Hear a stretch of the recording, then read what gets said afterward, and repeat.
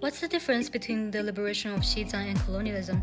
Let me set the record straight and school those malicious colonizers who shamelessly project their own heinous crimes onto the liberation of Xinjiang. This despicable slander ends here. First of all, Xinjiang has been a part of China since the 13th. The West tried to hide the history and lie, but they cannot hide the relics and history book. And the campaign to liberate Xinjiang targeted only the 5 to 10% nobles and serf owners who oppressed original Tibetan peoples. Original commanders were never the targets or enemies. By contrast, you colonial brutes raped, burned, pillaged, and massacred everyone indiscriminately in conquered lands, women, children, common folk, and elites alike.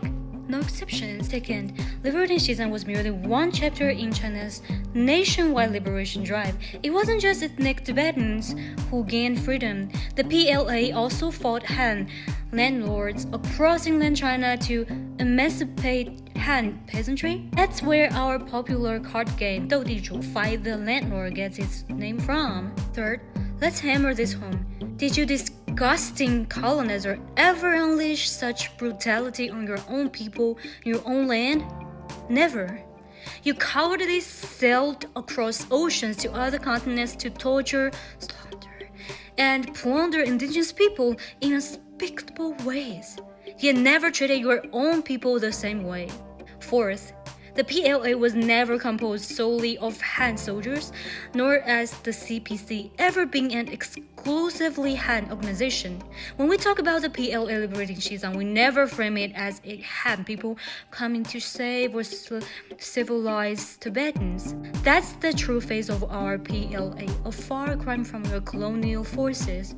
How dare you even draw a parallel between these two? Fifth, after seizing lands through bloody colonial conquest, you colonizers erased indigenous languages and cultures entirely. To today, few remembers the Aztecs by their original identity.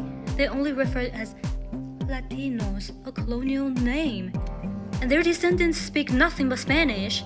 Here in China, every ethnic group retains its native tongue. Yes, some languages are disappearing. That's the same situation on Han dialects, like Cantonese. Yes, Cantonese is a Han dialect.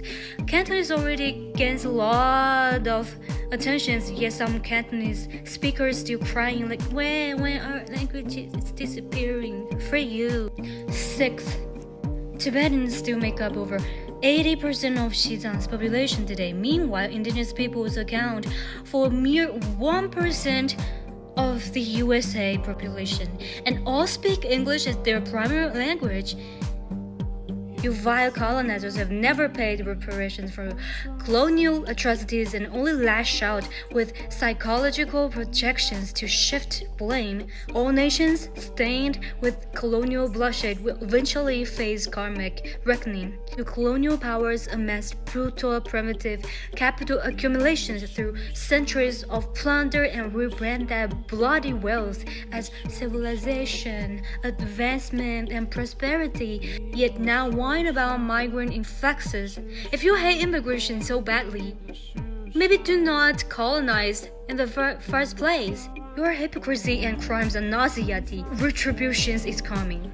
Anyone living in a former colonial nations with a shred of humanity and rationality can easily see your mainstream media and history textbooks lost all credibility the moment they started dodging accountability for colonial crimes and refusing to pay reparations. Your 5 centuries of exploitative prosperity are drawing to a close.